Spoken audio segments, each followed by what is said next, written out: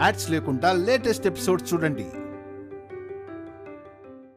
ఆ విషయాన్ని ఈ విషయంలో కలపకండి. కలుపుతా. వీళ్ళని మాత్రం కలపను.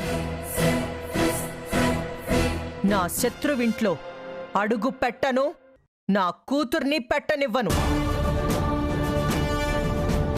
శత్రువని మీరు అనుకుంటున్నారు, కానీ మేమనుకోవడం లేదండి. అది నాకెందుకు? I don't care. మీరు ఆవేశంలో ఆలోచించట్లేదు. ఆ ఆలోచనే లేనప్పుడు ఆలోచించడం దేనికి? ఆ అవసరము నాకు లేదు. ఇదిగో, ఈ క్షణమే మా అమ్మాయిని నువ్వు మర్చిపోవాలి. మా అమ్మాయి నిన్ను గుర్తు తెచ్చుకోని విధంగా నేను మార్చుకుంటాను. అది మాట అన్నంత మాత్రాన అయిపోయేది కాదు కనకం గారు. అది నా ప్రాబ్లం. నన్ను నువ్వు హెచ్చరించనక్కర్లేదు. నీ తమ్ముణ్ణి అదుపులో పెట్టుకో చాలు. బెదిరిస్తున్నారా?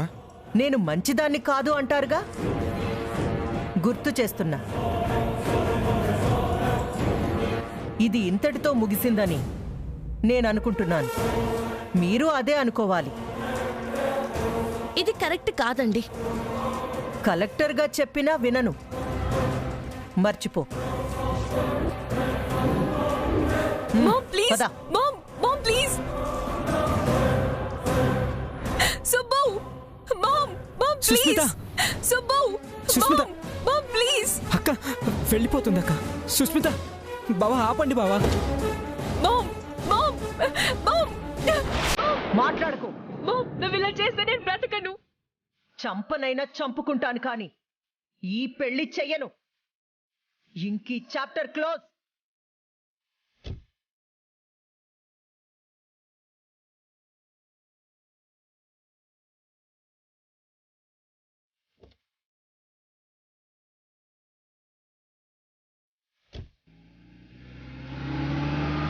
బావా ఆపండి బావా, వెళ్ళిపోతుంది అక్క. ఇలా మాట్లాడుతుంటే ఎవరన్నా ఇంకేం మాట్లాడతారు? అంత తగ్గి అక్షరం మాట్లాడుతున్నా ఆవిడసలు వింటుందా? అసలు ఆవిడకి చేసే ఉద్దేశమే లేదు సుబ్బు. ఏదో కూతురు కోసం వచ్చినట్టుంది. అక్షర కనబడేసరికి అదొక పెద్ద సాకుగా మార్చుకుని వాడుకుంది. అక్క, సుబ్బు, బాధపడుతున్నావట్రా? ఒప్పుకున్నారని సంతోషించాను. ఇప్పుడు తట్టుకోలేకపోతున్నానక్క. సుష్మితని నేను ప్రాణంగా ప్రేమించానక్క. తను లేకపోతే. నీ బాధ నాకు అర్థమవుతుంది. ఆవిడేదో అన్నారని అవే నిజాలైపోతాయనుకుని ఫీల్ అవ్వకు. మిమ్మల్ని ఎవ్వరూ వేరు చేయలేరు. నువ్వెంతగా తనని ప్రేమిస్తున్నావో తను కూడా నిన్నంతే ప్రేమిస్తుందని తనని చూస్తేనే తెలుస్తుంది. మీ పెళ్లి చేసే బాధ్యత నాది, సరేనా? నేను మాటిస్తున్నాను. నువ్వింక ధైర్యంగా ఉండొచ్చు సుబ్బు. మీ అక్క మాటిచ్చిందంటే ఆయనటే.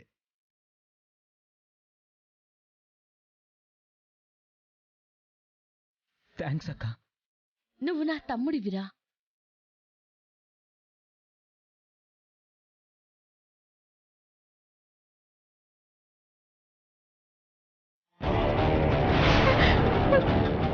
షడప్ సుష్మిత, వాడితో నీ పెళ్లి జరగదు. వాణ్ణి మర్చిపో. ఎలా మమ్మీ? మనస్ఫూర్తిగా ప్రేమించాను. నీ మనసులో నుంచి వాణ్ణి తీసేయ్. పెద్ద సంబంధం తెస్తాను. మినిస్టర్ కొడుకుతో నీ పెళ్లి జరిపిస్తా. నాకు సుబ్బునే కావాలి. వాడు నా శత్రువు తమ్ముడే. అది కుదరని పని. అసలు ఎవరింటికైతే వెళ్ళకూడదు అనుకున్నానో, వాళ్ల నీడ నీ మీద పడకూడదు అనుకున్నానో, వాళ్ళింటికే నిశ్చితార్థం కోసం వెళ్లాల్సొచ్చింది. ముందే తెలుసుంటే అసలు ఆ గడప తొక్కేదాన్నే కాదు. Mummy please. నీకు తెలియట్లేదు. ఆ అక్షర కలెక్టర్గా వచ్చినప్పటి నుంచి నాకు అన్ని చేదనుభవాలే. నా మంత్రి పదవి పోయింది. ప్రజల్లో నా పరువు తీసింది. పార్టీలో గుర్తింపే పోగొట్టింది. అలాంటి దానితో వియ్యం కలపాలా? కుదరదు. మమ్మీ నేను చెప్పేది. షటప్. ఇక నుంచి నేను చెప్పినట్టు నువ్వు వినాల్సిందే.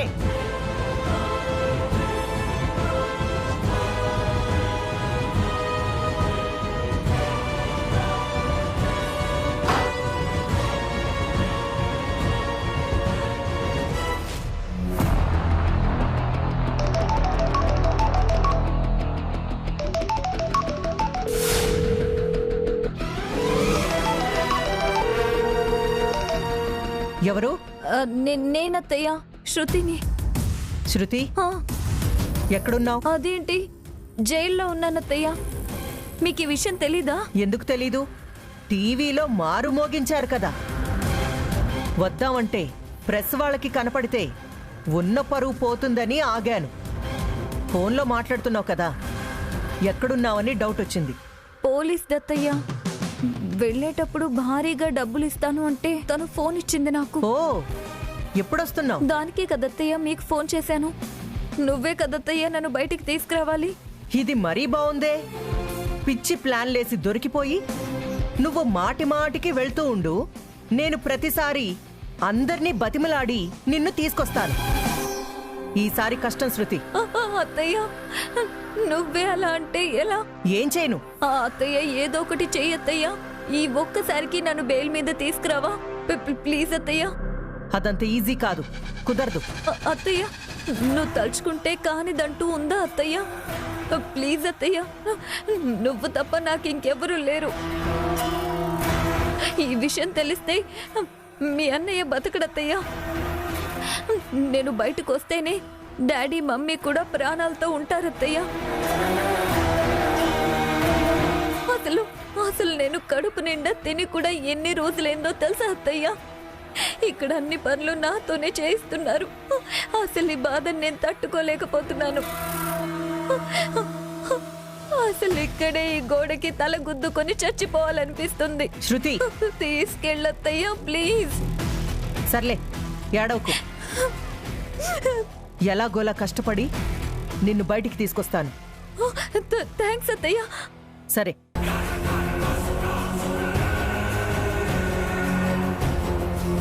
ఇదిగోండి.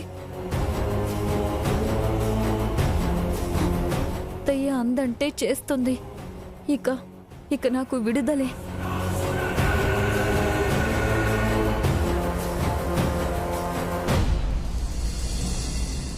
మీకెన్ని భోజనాలు కావాలన్నా చేస్తాం సార్. చేయలేమన్న మాటే అనుకోవద్దు. 200 మందికే కదా, 12 గంటలకి వెహికల్ పంపండి, ఇచ్చేస్తాం. Okay sir. 200 భోజనాల రాజేష్? అవునమ్మా. అచ్చయ్య, ఇంకో 200 భోజనాల ఆర్డర్ వచ్చింది. ముందు బియ్యం కడిగి పెట్టండి, నాంతాయి, త్వరగా అయిపోతుంది. అట్నే అమ్మగారు. త్వరగా ఉల్లిపాయలు కోయే పిచ్చమ్మా. ఓ అరబస్త కోసి చచ్చంగా వండుతున్నావుగా, వండు, కోస్తాను. కోప్పడకే జాను. మరి లేకపోతే ఏంటయ్యా? నిజంగా వంటదాన్ని చేసావు కదయ్యా. ఇదేం కర్మయ్యా, మీ అమ్మ కూడా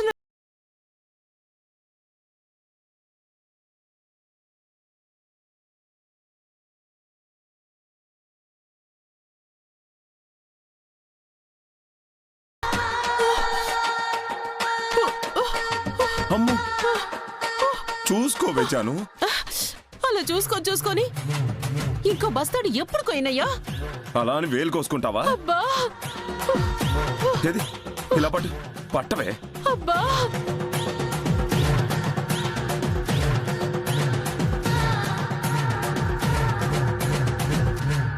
పిచ్చమ్మా, 200 మందికి వండాలి. ఉల్లిపాయలు అయ్యాక కూరగాయలు కట్ చేయి.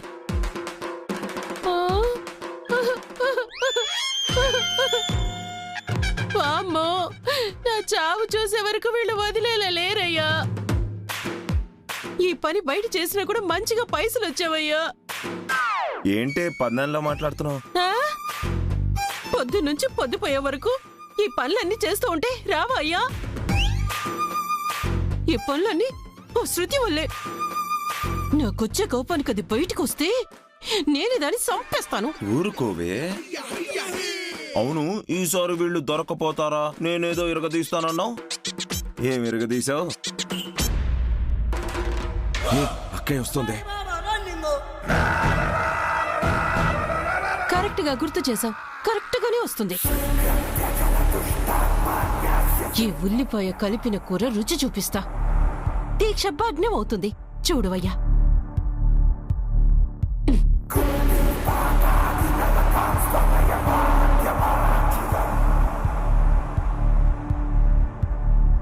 అచ్చయ్యా అమ్మగారు బియ్యం కడిగేశావా? ఆ, కూర అయిపోవచ్చింది అమ్మగారు. ఇది దించేసి కడిగేస్తాను. ఆ, అమ్మగారు కొంచెం కూర ఎలా ఉందో రుచి చూసి చెప్పండి.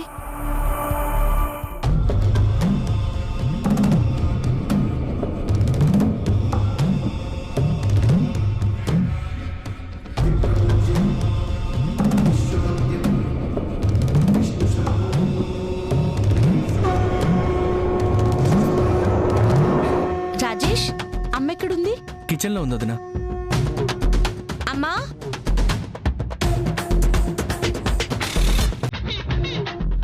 అమ్మా, వస్తున్నా అమ్మా. చెయ్యండి.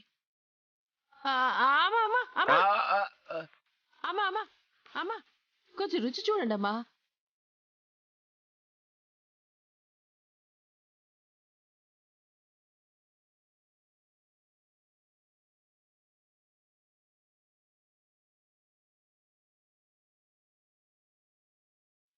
అమ్మా,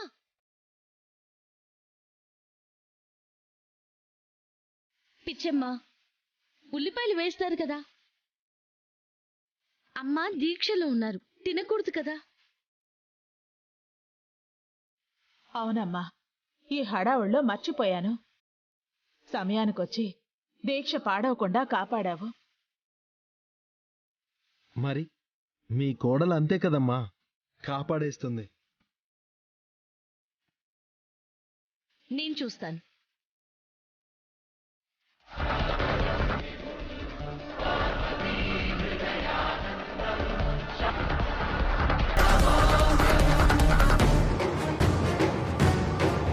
కొంచెం ఉప్పు తగ్గింది. వేస్తానమ్మా.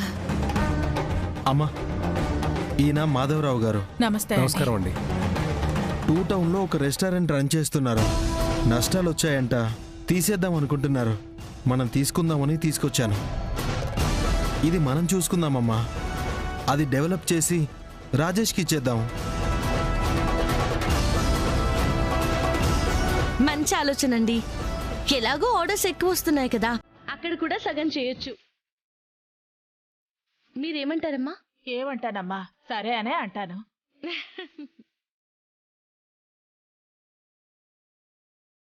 దుర్గమ్మ, 2వ రెస్టారెంట్కి దారి చూపించావా తల్లి? అంతా నీ దయ్యే. రేపొచ్చి అడ్వాన్స్ ఇస్తామండి. సరేనండి, వస్తామండి. థ్యాంక్స్ అండి. అలాగే.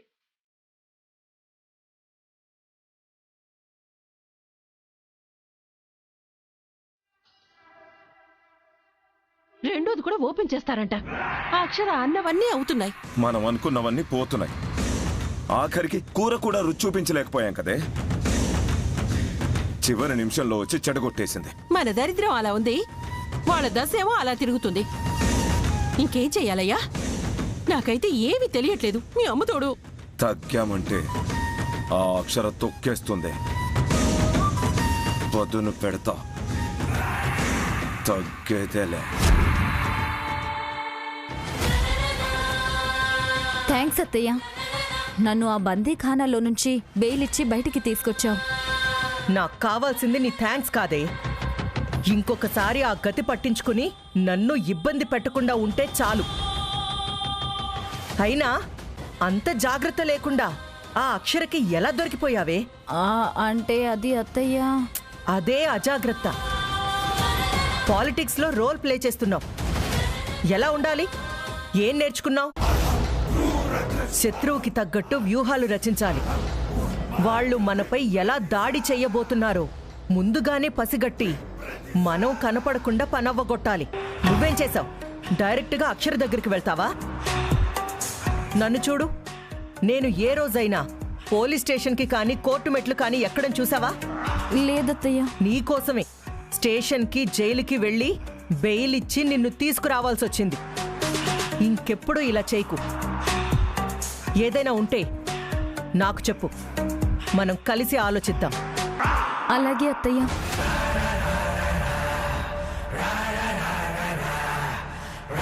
దిగు, ఇల్లొచ్చింది.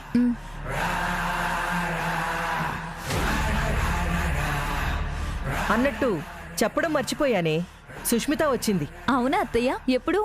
నిన్నొచ్చింది. పద. సుష్మిత, ఎవరొచ్చారో చూడు. మీ శృతి వదినొచ్చిందే. రా. ఏంటత్తయ్య, ఇంట్లో లేదేమో.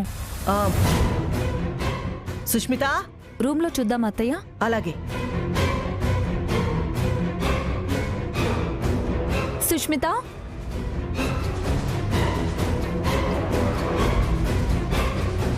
రేయ్. మేడం. రేయ్, సుష్మిత ఎదురా? లేరా మేడం? నన్ను అడుగుతావేంట్రా? లేదనే కదా అడుగుతున్నాను. మీరిక్కడ లేరా? ఇక్కడే ఉన్నా మేడం, కానీ చిన్న మేడం ఇటు రాలేదు.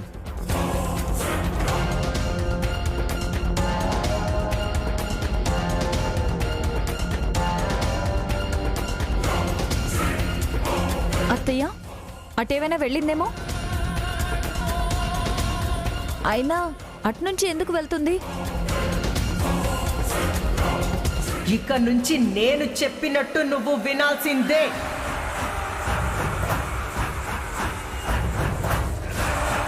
ఏంటి అత్తయ్య మొహం అలా మారిపోయింది? అసలేమైంది? సుష్మిత ఫోన్ స్విచ్ ఆఫ్ వస్తుందంటే సంథింగ్ ఇస్ డెఫినెట్లీ రాంగ్. రే ఎదవల్లారా, ఏం కాపలాగా ఉంటున్నారా? మీ కళ్ళు గప్పి వెళ్ళిపోయింది. వెళ్ళి వెతికి తీసుకురండి. నా కూతురుతో రాకుండా వచ్చారో చంపేస్తాను. పోండి. అసలేమైంది అత్తయ్య? నాకేం అర్థం కావడం లేదు. సుష్మిత అక్షర తమ్ముణ్ణి ప్రేమించింది.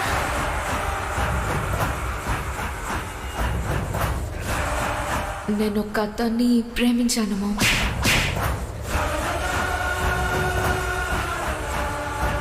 నీ ఇష్ట ప్రకారమే చేస్తాను. వీళ్ల తమ్ముడని తెలిసాక చెప్తున్నాను, ఈ పెళ్లి జరగదు. అది జరిగింది. మన శత్రువు తమ్ముడికి నా కూతుర్నిచ్చి పెళ్ళెలా చేస్తానే? అవునత్తయ్య, అసలు అదెలా కుదురుతుంది? అందుకే గట్టిగా వార్నింగ్ ఇచ్చాను. దానికి పారిపోయింది. ఆ అక్షర దగ్గరికి వెళ్ళుంటుంది అత్తయ్య.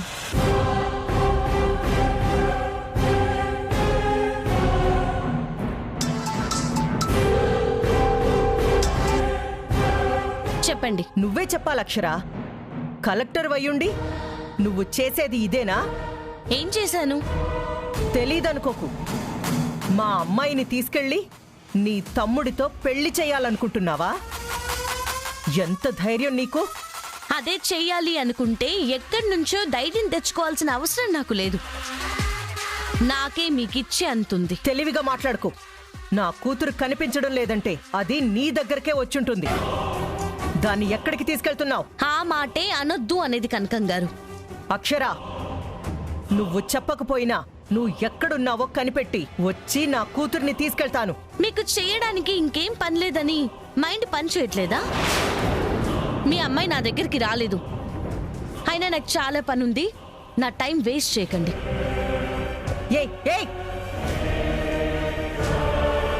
కాల్ కట్ చేసింది. సుష్మిత రాలేదంటుంది. మరి ఎక్కడికి వెళ్ళుంటుంది అత్తయ్య? సుష్మిత ఎక్కడున్నావు? Auto auto. ఎక్కడికి వెళ్దాం సుబ్బు? ముందు ఆటో ఎక్కి బస్ స్టాండ్కి వెళ్దాం. ఏ బస్ దొరికితే ఆ బస్ ఎక్కేద్దాం. మా అమ్మాయిని తీసుకెళ్ళి నీ తమ్ముడితో పెళ్లి చేయాలనుకుంటున్నావా?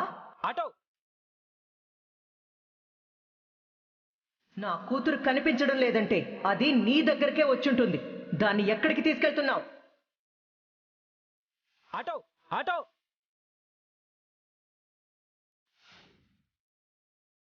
బస్సు కరపు.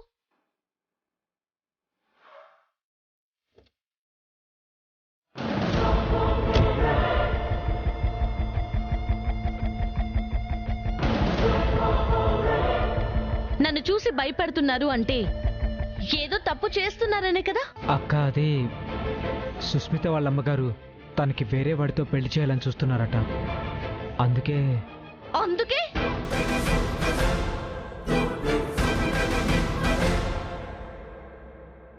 అక్క మీద నమ్మకం పోయిందా? మీ ఇద్దరికి పెళ్లి జరిపిస్తానని మాట ఇచ్చాను కదా, మరెందుకు ఈ నిర్ణయం తీసుకున్నారు? మీ ఇద్దరు చదువుకున్న వాళ్ళే కదా, బుద్ధేమైంది? కదా.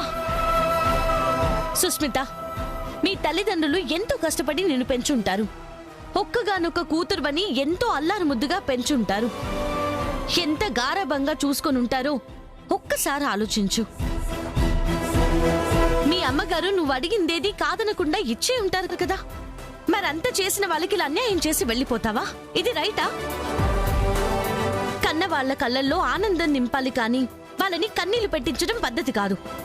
ఏదైనా ఉంటే అది ఇంట్లోనే చెప్పాలి. లేదండి, మమ్మీని అడిగాను. అసలు సుబ్బుతో పెళ్ళే జరిపించనని స్ట్రాంగ్గా చెప్పేసింది.